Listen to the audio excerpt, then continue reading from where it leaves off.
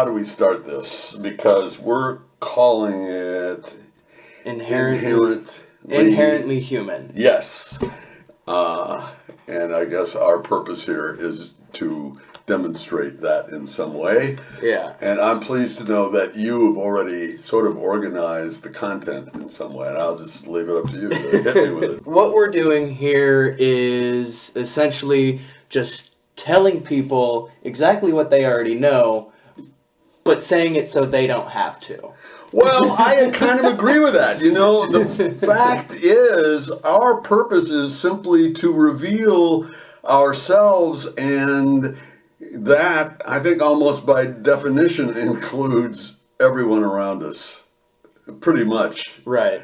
Because typically in day-to-day conversations, people don't necessarily go to the level which I personally think we achieved while I'm chest deep in the water in the swimming pool at the rec center, and you're standing on the side. Going against everything my boss wants me to do. Yeah. Bodyguarding with the patrons. I know. And so for context in this, well, firstly, introductions that we didn't actually. No, we haven't achieved that yet. I'm Aiden DeBoard. I am a lifeguard at the PSU campus rec pool, which is where I met my partner here. My name's Jim Newman, and I've been coming to the pool for a long time, but I actually only met Aiden fairly recently. Yeah, so a long time has gone by where I kind of sat there and did my job. I watched the water, I did my thing, and then I went home, never really thinking about who or what was going in the water. What was going? Well, humans. Yeah, right. well, that's what humans have to offer. Yeah. And so one day, just randomly out of the blue, Jim comes up to me and says, "Hey, I really do like when you play the country stations on the radio." Right. And so, having no other obligations to any other patrons and their personal music choices, every time Jim would come in, I would immediately put on The Wolf, or what is now The Bull. And then through that, he just decided, you know what, this guy's a cool person to talk to, and so I'm going to bother him for a while. And then kind of led downhill from there into what we're here doing now. But one reason I felt a connection to Aiden is the kind of country music he likes. He likes the performers from the 50s and 60s and 70s. And I don't actually know enough about you to know why it is that you like George Jones, Hank Williams, Hank Thompson. I assume you like Hank Thompson. I don't really know. Patsy Cline. People that somehow I grew up with. Oh, that's the other kind of interesting fact here. I'm 72. I'm 20. Right. And somehow we connected initially over country western music. Of the same era, which is fascinating. So the reason behind me getting into that music and just kind of sticking with it is that it's, or at least until I was, I want to say 10 or 11, maybe 12, It was the only thing I knew. So my father is a very eccentric man. There's a lot of fascinating things about him that I won't go into right now. But not right now. But what he would do is that it's not that he barred or he banned anything from the house, but he was very insistent and consistent with playing nothing but classical country music. Yeah. And so I didn't really expose myself to anything other than classic country. I never listened to the radio, or I didn't really need to. I didn't have any interest in the pop music of the time, which, you know, early 2000s. I don't know if that was a golden era of pop music, but it certainly wasn't for me. Mm-hmm. And so all I knew was classic country, and that's just what I stuck with. And it's interesting to think about tastes like that. Are tastes inherent, or are they forced quote unquote into you? I think it's a question of exposure to it over a long enough time, and for reasons like you just suggested, that your father was playing it in the house and he wasn't really asking you if you liked it or not. So you had a kind of forced exposure to the music. And there's something inherent in country music which makes it appealing if you listen long enough, I think, because there's a lot of humanity in the lyrics, even if the songs themselves are pretty grim sometimes. And that is kind of similar to the way I learned about country music much earlier, like decades before you. In its actual time, present. Yeah, time. it was contemporary with me when I was a teenager, and I worked at a little radio station in Hillsboro, and one of the things that I had to do was on Sunday, I had to play the records for an elderly, and I say elderly, he was actually younger than I am now, but he was arthritic and he could not play the records himself, so someone had to do it, and I was chosen because I wanted some kind of job. And over time I snickered about the music. I thought, oh my God, Kitty Wells singing a song titled "Before the Ring on Your Finger Turns Green." I mean, that really is the title of the song, but I condescended to it. I thought it was all stupid. And what was strange was this guy was kind of kindly. He was complicated in some ways, a former alcoholic, but he turned to me with this twinkle in his eye and he said, "Someday you're going to like this music." And it was like 3 weeks later. That you started to like the music. Yeah. That he was right after all. He was absolutely right, you know, and I've loved it ever since. I mean, it kind of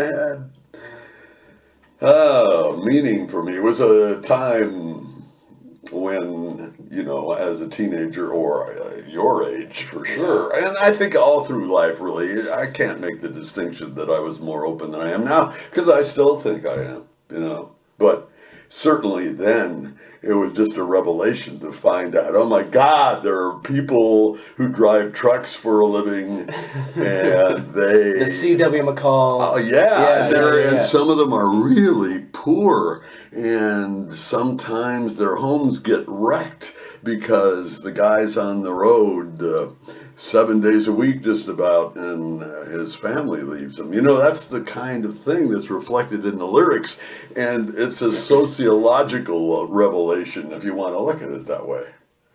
Okay. You know? It's songs upholding the stereotype that we hold on to so dearly right now.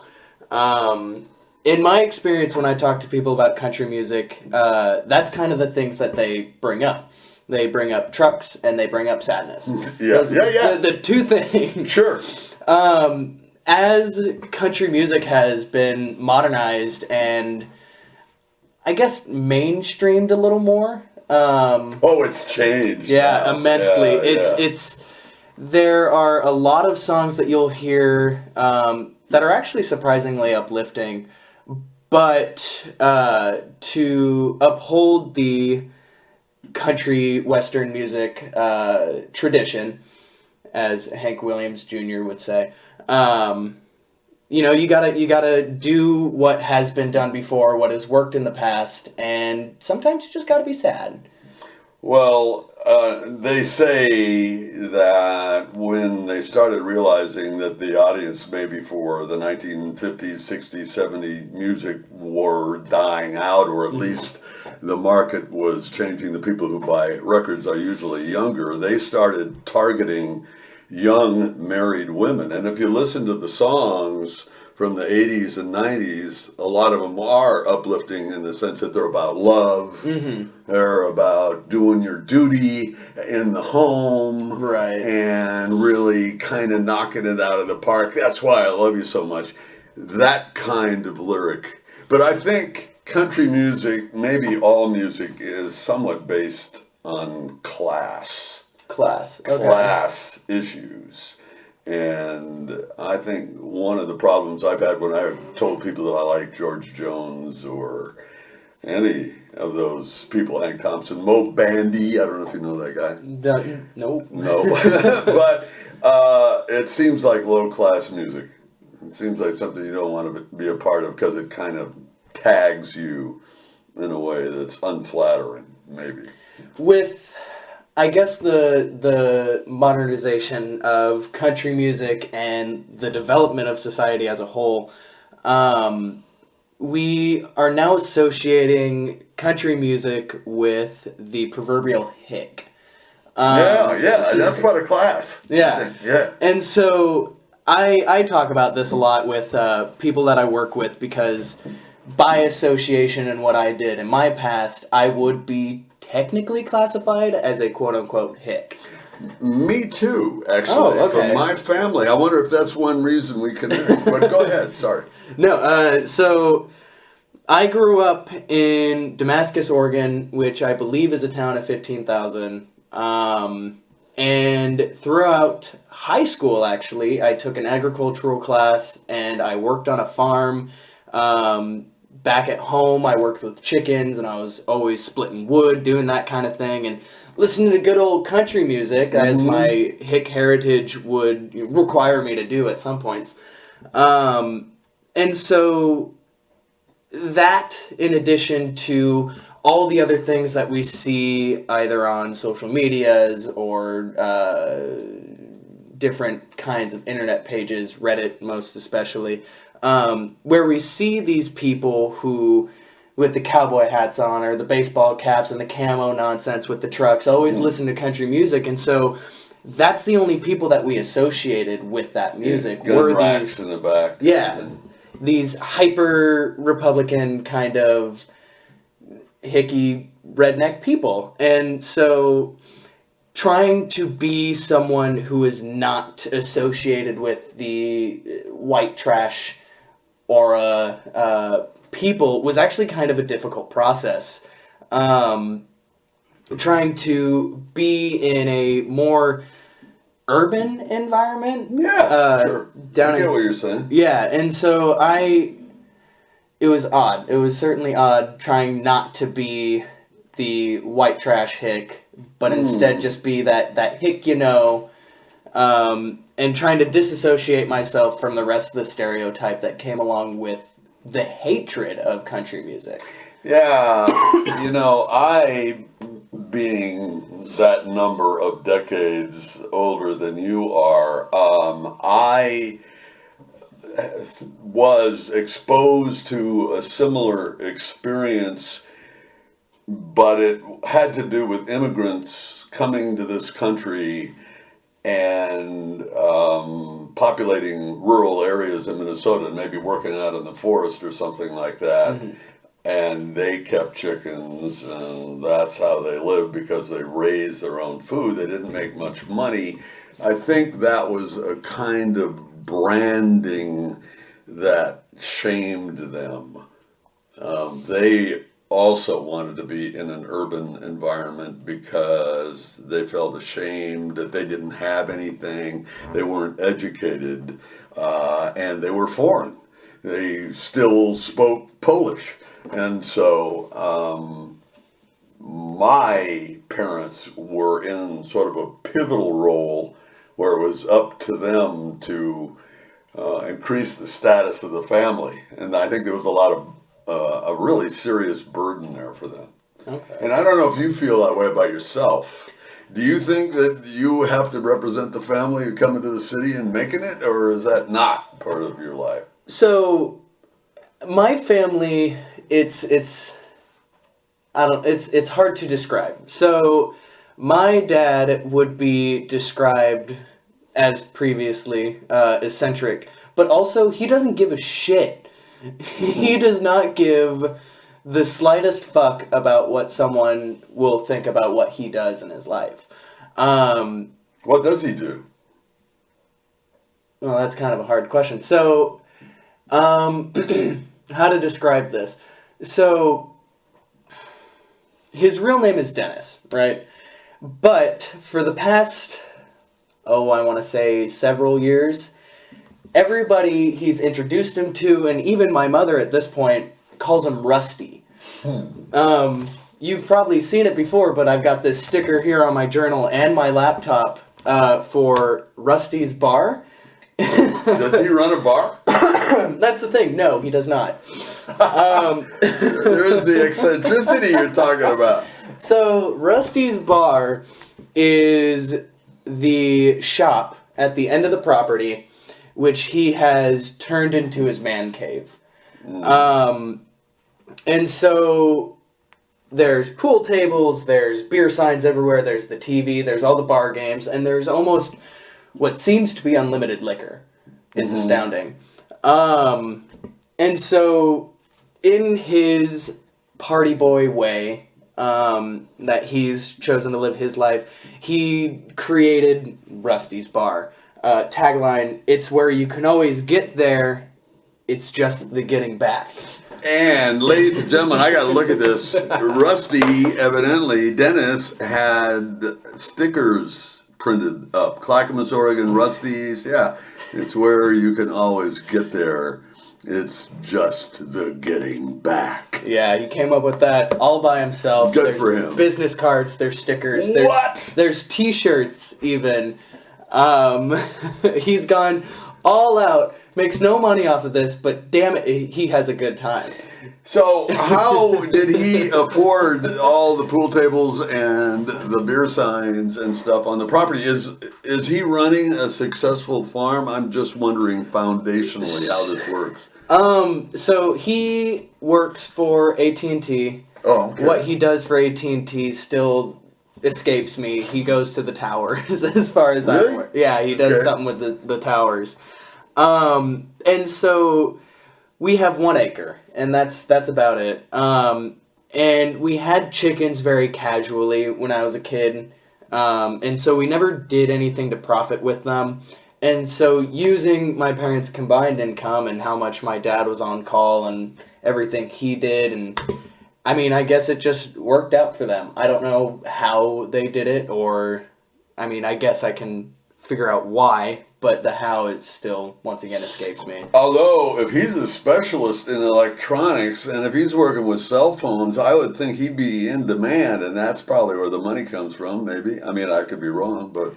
So, I don't know, and once again, I have no idea what he does, or at least no way to describe it that makes sense to me. As far as I'm aware, every day he goes out to the cell phone towers, he types a bunch of crap on a computer, he might hit something with a wrench or two. So he climbs these I don't think he climbs them. No? Maybe plugs in at the bottom, right? Yeah, with his laptop. that's what I'm thinking. And then he calls the guy who goes up into the tower and does the rest of the job for him. I take it Dennis or Rusty, he's not the most disclosing individual. He isn't the easiest guy to talk to, or you would know what he does. So, Or not. the relationship between my father and right now is weirdly casual, almost, where it's him and I share a lot of similarities, and I'm Really? very clearly my Your father's son. Yeah. Nice. And Okay. so, the reason I don't know about what he does for work necessarily is mostly because I just don't care to ask. Okay. I don't know if that makes me a bad son for saying, yeah, my No. dad does a thing. Now what he does is no concern of mine. Well, I mean, that seems like personal choice. I don't know. It's hard to ascribe a value to that decision, Yeah. I guess. I mean, he supported the family with my mom as well, and that's, as a child, I mean, that's all that I can ask for. This isn't some medieval bullshit where it's whatever your father does is what you do for the rest of your life, and that classifies you whatever you are. No, but I do know enough about you from our conversations at the pool that your mother is, or I'm inferring that she's a very strong woman who has had very strong influences on you, maybe more than your dad. That's an interesting thing to think about. The influences that each parent has on True. their offspring. It is. And unfortunately, a lot of people don't get that opportunity, which is tragic. And The opportunity to have that thought of how much did my dad influence me, how much did my mom influence me on the typical heteronormative couple, or with gay couples, like who am I more like? Which one do I feel influenced how I am today? Yeah. And that's kind of circling back to what we were talking about before with what do I like? It's what I was exposed to.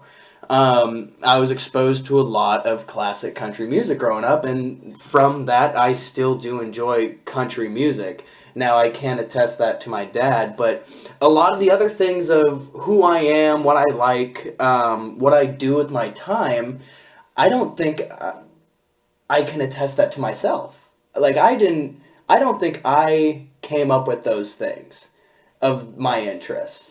It was always someone else who brought them to me. Well, wow, that's interesting, and that I have the feeling that if we start probing that very deeply, then this is going to go on for hours, because that's a deep psychological question. But just on the surface of it, it feels to me from earlier conversations that your mom gave you at least permission to be a smart person, because I know that you're reflective. That, in my opinion, is the reason you asked the questions of which of your parents was the most influential. The only reason you'd ask that is if you have a brain that can wrap around issues that complicated. Maybe you don't have an answer yet, Right. but you're 20, which I keep saying, man. Yeah, let the listeners know, 72 and 20. It's pretty funny. But yeah, no, it's interesting to think about how, and I think the people probably listening in are screaming at us through their whatever screens that they're listening to. What the hell are you talking about? It is called, I believe, Nature versus Nurture. Where, Yeah. And so nature being what is inherent about what we as humans do, or what do we like just from the get-go, what's in our DNA, what's in our genetics, or what's in our business that we enjoy, that we dislike, or things that we do, habits, anything like that, the way we are as people, as compared to nurture, which is the theory that everything we are as a person is influenced by our parents, anyone else who raised us, people of influence, media, anything like that. Whatever we were exposed to creates who we are. And there's a lot of evidence for both. I guess when you find, or when you see infants, toddlers, or, small children who are making decisions on their own about what they like and dislike, there's a lot of nature in that. They're doing this without being influenced by anything else. It's their nature. It's their nature, exactly. Yeah. But things like Gemini's enjoyment of country music, that was something that was influenced onto us. Yeah. Personally, within the era I was born and the area that I lived in, that I grew up in, if my dad had not played country music all my life, all my young childhood, I don't think I would have ever actively seeked it out. I don't think I would have listened to it. I'm certain that if I hadn't worked for this radio station and this man, who was a very talented announcer, by the way, his name was Bill Webb, and he was a nice man, but he had become an alcoholic after suffering an arthritic breakdown of some sort, and his star radio job disappeared, and now he was kind of out of the little 1,000-watt daytimer station, and he still took a liking to me as a 17-year-old, Mm-hmm. and wanted to share it and didn't disdain me for laughing at the music. Yeah. Yeah, Roy Acuff or whoever, these people that I had never heard of, and I know I never would have sought that stuff out. Ever. Ever. So it sounds like to me that unless country music is forced upon you in some way, shape, or form, nobody would like it. Well, I wonder, might that not be true also of classical? I mean, I think I've been exposed to classical music, and I still, it feels like it takes too much mental energy for me to go there. When you say classical, what do you mean? Well, I like mean bows and strings, or Yo-Yo Ma and Shostakovich and Mahler. I mean, all the Off-ski names. Yeah. I actually sometimes find it really powerful, but on a day-to-day basis, I don't think that. In fact, I have Spotify. I can listen to all the classical music I want, but I just never do. You choose not to. No, yeah. I tried to. I mean, every once in a while, I've been just captivated by Mozart or something. I don't even know which work by him did it to me, and I don't know if it would do it again. But at a certain moment, some of that music transfixes me. However, country music, I can listen to that stuff over and over again and relate to the personal narratives, I guess, of these people. Also, some of the voices, like George Jones. I wish we could play George Jones. Go find him on YouTube, people. We'll make it our intro outro. Yeah, we can do that. We can do that. Some non-copyrighted MIDI George Jones. Well, I guess YouTube don't. Well, I mean, no people.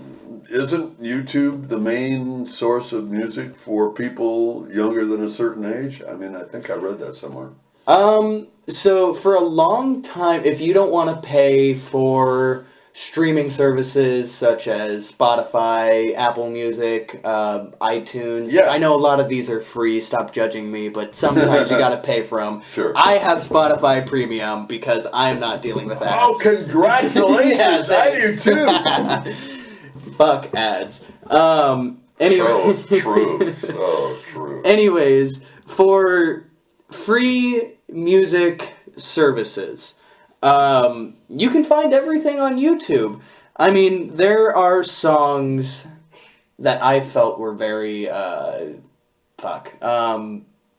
obscure. Yeah. And I can still look it up on YouTube and, Big Guy 77659 from 7 years ago posted a lyric video.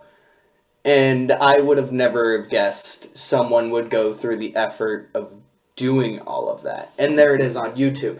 And for the longest time in my life, before I had an iPod or iTunes or anything like that, and I wasn't actively listening to radio, I mean, all my music came from YouTube. Yeah. Truly and fully. All of the music I knew, all the great songs or whatever, came from YouTube. My dad, what he would play the country music on was channel 936 Comcast. It was Musically or whatever the hell it was. Oh, right. Yeah. So he was listening to cable. That's Pretty how he much, did it. yeah. And then you would connect it to speakers, and it was quite the time in my life. And the only escape from that was YouTube, because it was accessible and it had everything I needed, and I could listen to other music behind my dad's back without him knowing. Well, can you set up YouTube? And this is maybe a dumb question because everybody probably knows the answer, but can you set it up to play consecutive songs all day? Or do you have to click every time to get a song to play? I wouldn't like that. So as of right now, or at least in YouTube times, early thousands when I was doing this crap, I had to click on everything. Oh, okay. It was always a click, and I always had to make sure every 3 or 4 minutes that I changed to the next song. Fortunately, now we are gifted with YouTube autoplay.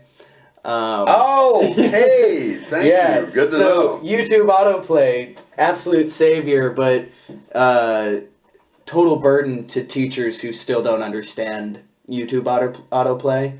Happens every time. And if college students listening to this, or even high school students, will understand when a professor or teacher plays a YouTube video and they're like, all right, now let's discuss it, but they don't do anything about the YouTube autoplay. And so all of a sudden, whatever video is going to play next after the one they showed starts going nuts in the background, and they got to figure it out. Little circle. And we all know, yeah. You can see it coming. We all know it's there, but they don't, and every time. Anyways. I'd just like to flag the fact that, I mean, when we started recording, we didn't know if we were going to just stare at each other and not we're talk. just kind of looking around the room. Yeah, and I don't know if actually, you know, there was some setup time which could be edited out, but we're nearing at least 30 minutes, and it seems to be working. And this was a topic that we didn't plan. Neither of us thought we were going to talk about. But that's what I really, really like about talking to you, because I don't know where the conversation's going to go, but we seem to have a core area, similar landscape that we share, where when you talk to me, and evidently the other way around, and you talk back. Yeah, it's interesting. I mean, we both find it interesting. The fascinating parts of a casual conversation that's just turned, that we took way, way too far. So, I don't know, your boss isn't really mad at you, is he? I mean... No, he's not really mad at me. No. The whole point was, I'm a lifeguard, and I should be better. Lives. Yeah, I should be watching the water. And I do. I want to claim that I do.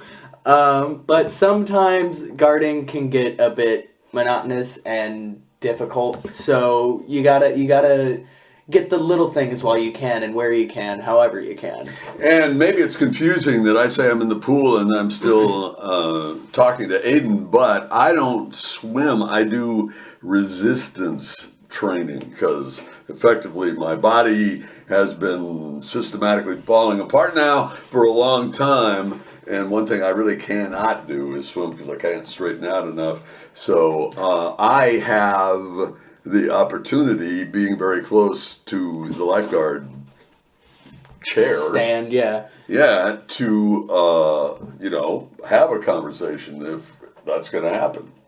And you know what? At this point, I do appreciate you coming up to me that first time and just asking me how I was, and that you appreciate the country music, or else we wouldn't be here right now. We wouldn't be doing this, and I certainly wouldn't know all the chaotic shit that you've gone through in your life, and you certainly wouldn't know about Rusty. No.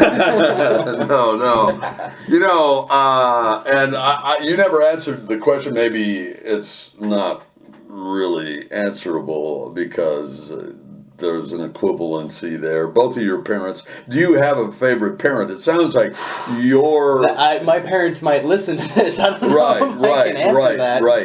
Right. Then that's a big reality here.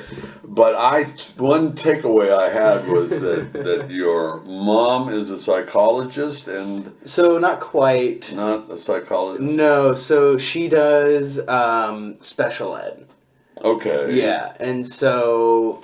But she has a certain kind of training. So she has a master's in it. And so what she does is she will go, or at least what I know she does a lot of paperwork. What I know she has done in the past, at least, is that she's gone to new parents' homes. She works with children between birth and I believe 5. And she diagnoses mental adaptabilities.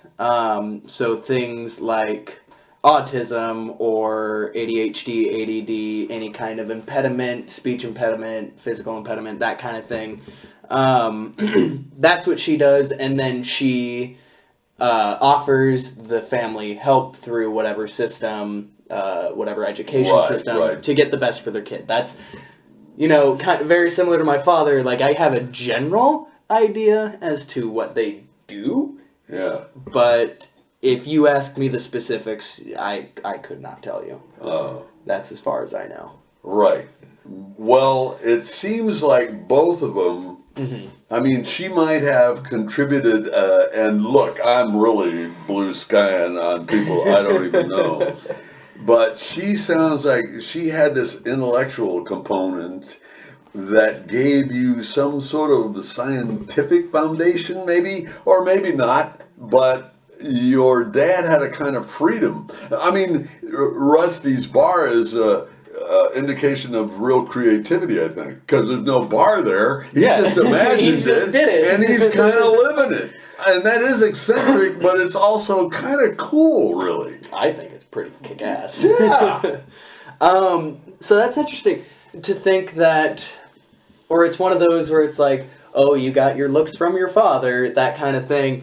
But there's almost an evidence with it that I've gotten my book smarts, quote unquote, from my mother. Yeah, the one that's with what the I master's would degree. guessed. And then I got my just general attitude and personality from my dad. And there have been a lot of times in my past where he's looked at me and said, "Oh, you are a spitting image." Or, He did? Yeah, he said, "You remind me so much of when I was your age." What amazes me about that is that's a real compliment. That he doesn't see you as competition, somebody that he resents because you're too much like him, and by God, I'm the only one. That He's can the be that alpha way. and has to stay the alpha. Yeah, that thing. kind Yeah. of guy. Yeah. No, But no. I mean, once again, he just doesn't give a shit. He just does whatever he wants. And I really respect the things that he does. And I hope that one day that I can possibly be very similar to that, where I can just kind of go throughout my life not giving a shit and still be as fulfilled as he is. Well, I mean, he shows up for work every day, and he keeps up with the technology, so it's hard to say that he literally doesn't give a shit. Right. I mean, in the societal context, no one can just never not give a shit. I mean, Yeah. he goes to work, he gives a fuck at his job. Sure. He does it where he needs to. Yeah, but he Beyond likes that- the persona. We're talking about a guy who likes to at least appear to be at ease, but I'd be suspicious that if he works for AT&T and goes around to the cell towers with a laptop, I mean, there's some learning curve there, Yeah, that's true. and that's a mental effort. So, something that I just kind of thought of, a question that I want to ask, is your theory, and I'm certain if my dad listened to this, he could answer it a bit more fully, but your theory on how he could become, quote unquote, Rusty. How, through nature versus nurture, kind of like what we've been talking about this whole time, and I want to use this as kind of a concluding theory, a concluding question. Does someone become this way? Do they become someone who is very creative, very open, very outgoing, this person who is eccentric and wild, or someone kind of like my mother who's far more reserved, but she's genius, she's very caring, she's loving, and she cares so much for people. Is that nature, or do you believe that had to do something with them growing up? Do you think that people being generous, kind, eccentric, anything like that is something that is inherent to people, or is that taught into us? Well, I think that your dad's choice to become Rusty now probably is based on awarenesses or tools that he's acquired over time, that he's discovered that he gets a certain kind of pleasure, maybe on some level, however deep or however shallow, of living this alternate life, or at least some fraction of an alternate life, that gives him a perspective on something that might have been that never was, because he raised a family on a farm out in Damascus, On and he a works farm, for quote, 18, unquote. yeah, 1 acre farm, and he works for AT&T, but he also knows that there could have been a different way to go. And maybe he would have liked to have lived in Wagon Tire, Oregon, out of Lakeview, and had a bar and served the Cowboys or something. Honestly, who wouldn't want that life? Yeah. Let's be real. You know, and because he didn't do that, he understands very well that for mental health, he can go there in his mind, and he doesn't care what anybody else thinks. In fact, he puts it in your face by making stickers and advertise it. You know, I think that's a sign probably of mental health, I would say. Really. Well, Dad, if you're listening to this, just know that I love you. Right. So we're hitting the 41-minute mark, and I would be interested in recording another episode after this. So with that, I mean, just kind of take that with you. Nature versus nurture. Are we inherently the people that we are just by birth, or are we the people who we are because of influences outside of our life? And I would just say, and this is a topic for another time, but I really do think that intellectual capacity has something to do with this. I think it's possible, if one is able to think their way around the labyrinth of whatever problem they face, then they might find a resolution to it, but only if they have the capacity to focus and bring a lot of mental energy to that. And with that, are we wrapping? I think that's a wrap. Thank you, everybody, for listening. This is our first episode, so if you see us around, or if you want to make a comment, please let us know. We'd love some criticism on this, and we'll see where it goes. So thanks, everybody. I'm Aiden. I'm Jim. And we'll see you next time.